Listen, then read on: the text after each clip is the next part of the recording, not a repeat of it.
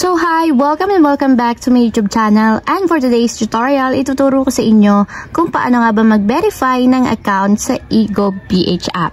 But first, can you subscribe to my channel and don't forget to hit the subscribe button and the bell to notify you for my new updates. And if you want to learn more, just keep on watching and let's start.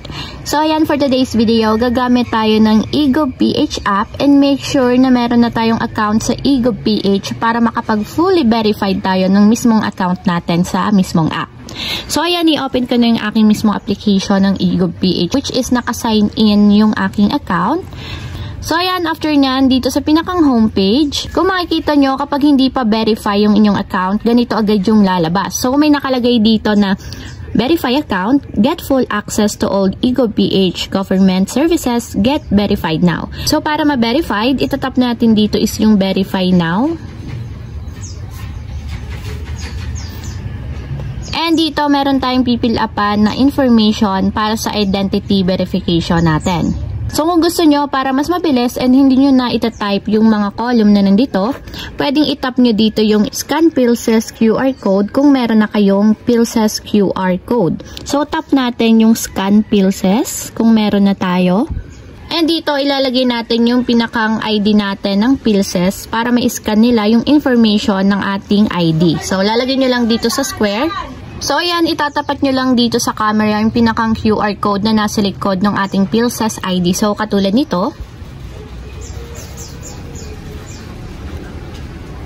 And kung makikita nyo, automatic na fill up na yung aking personal information dito sa identity verification. So i-check nyo din yung details. Baka kasi may maling information na inilagay dito. So double check nyo din. So dito sa citizenship is walang nakalagay. So lalagyan ko na lang siya ng Filipino. So ayan, check ko lang yung personal information. Then after nyan dito, ilagay lang natin yung ating email address since wala namang email address na naki-indicate sa ating ID. Then after naman yan, ilagay natin dito yung ating personal mobile number, and dito sa gender, lalagay ko is female. So ayan, kapag okay na and na-double check nyo na yun yung personal information, itap na natin dito yung next. Then after nyan, dito naman is ilalagay natin yung ating current address. So dito sa country is yung country ninyo. So nilagay ko is Philippines. So state, province is kung anong province ninyo. So ayan, ilalagay ko lang yung province namin. And then city, municipality, kung saang city kayo nakatira. And then after sa city, municipality, so dito na tayo sa barangay. So ilalagay nyo yung barangay ng inyong tinitirhan ngayon. So ayan, after nyo sa barangay, so dito tayo sa house number, building, or street name. So depende sa inyo kung meron kayong house number, street name, or building name. So street na lang yung ilalagay ko. Then after nyo dito na tayo sa address 2. So option na lang naman yung address 2. So next is dito na tayo sa postal code. So postal code ng inyong lugar. So sa mga hindi pa nakakaalam kung ano yung postal code, pwede nyo siyang search sa Google. So ayan, after nyong mapilapan itong current address, itap na natin yung next.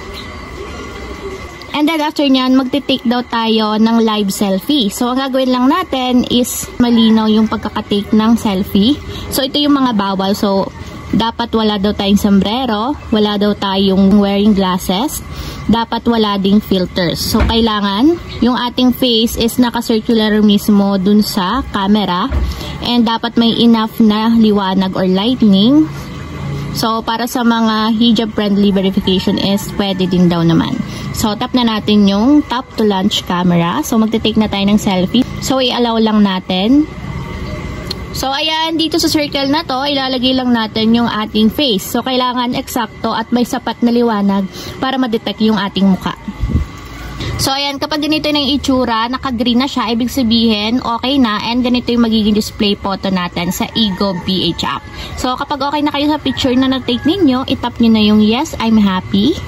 So pwede naman kayong mag-retake kung gusto ninyo. So tap nyo lang yung retake photo.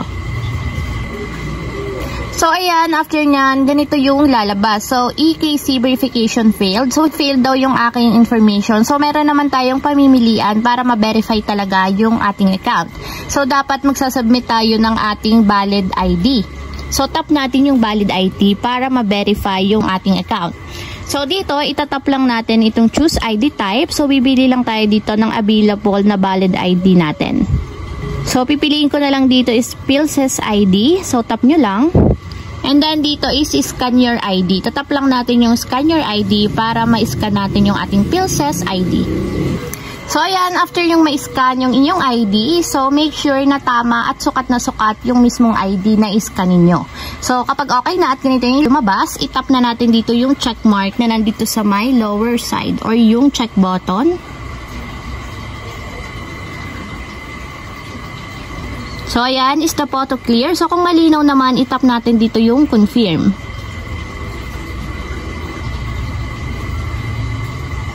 So, may nag-send down na 6-digit code sa ating email address. So, yun yung ilalagay natin dito na 6-digit code. So, iti-check ko lang yung aking email address para makita ko yung 6-digit code na sinend sa akin. So, ayan. Kung makikita nyo, merong email sa akin. And ito yon.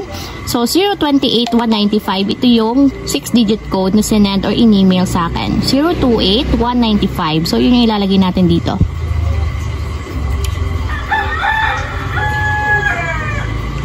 So, ayan, automatic nag-verify agad dyan. And kung makikita nyo, ganito yung itsura niya kapag nakapag-submit na tayo ng mga requirements and documents. So, your account is now being reviewed. So, mag-iintay daw tayo ng 7 working days to get your account verified. So, 7 working days, ibig sabihin siya is Monday to Friday yung i-count natin na 7 days.